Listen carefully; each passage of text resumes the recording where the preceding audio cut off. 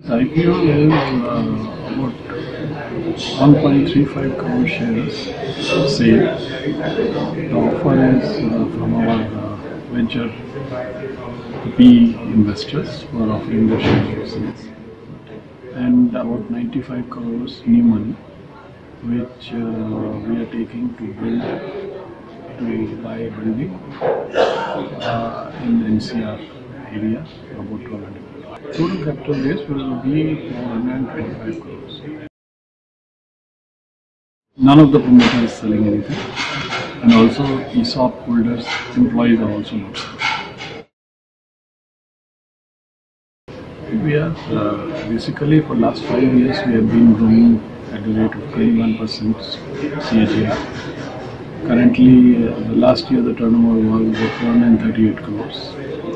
We think we can easily grow at the same rate for next 4-5 years. And obviously, if you see the EC and European market, the 50% of the market is in the US. And if we can make it, last 2-3 years we have made inroads there. We have about 25 customers with us in US. And if we can go there, then we can make it even faster.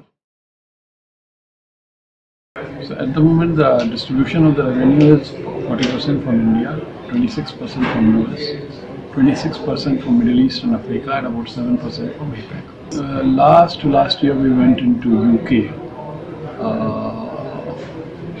We will move to some other countries like Australia and South Africa. India has about 80 banks, 90 banks. Out of that, our customer base is about 55-60. In US alone, more than 2,500 banks are there. So if we can make a dent out there, it will make a big difference. See, actually, for the visa problems don't affect us that much, because our work gets done mostly in India.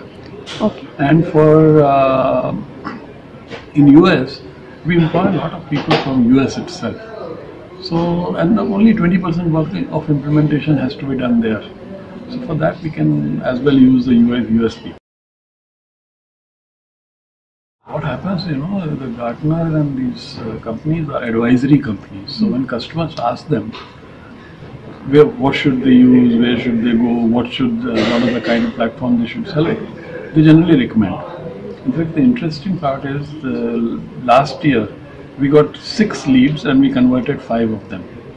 And especially when we opened the office in UK, we got 2 leads and we converted both of them as a result. So Gartner, etc. help you a lot in sales and marketing, and their leads have a lot of meaning, and if we get those leads, we generally convert them. So margin wise, our sale is divided into licenses, ATS. So ATS is once we have sold the product, we get about 18. Once we have sold the license, we get about 18% annual technical service charges, which is assurance kind of a thing.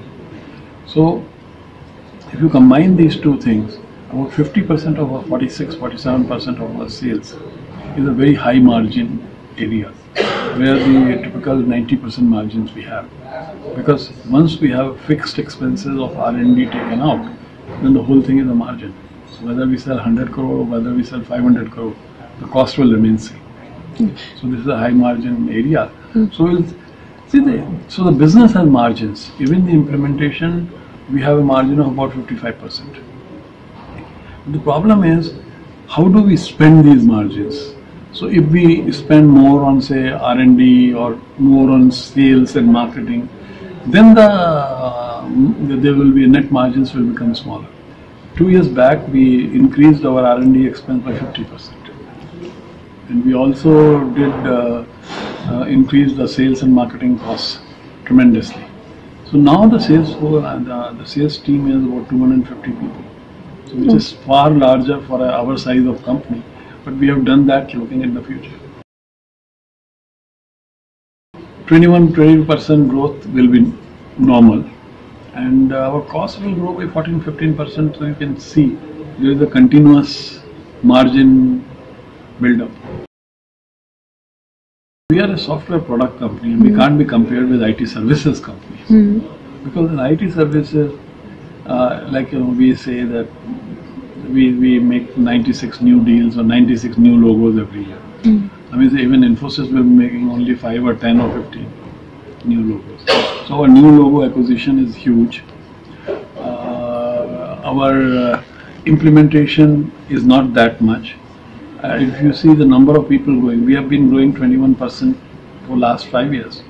But if you see the growth in number of people, it will be hardly 7-8%. So the not linear, the growth with in terms of sales growth versus the people growth is not linear. Yes, our 60% revenue comes in dollar. And but we have hedge. We do the dollar hedging because packing credit we take and then we do that because the income is also that much there, so we don't see any problem there.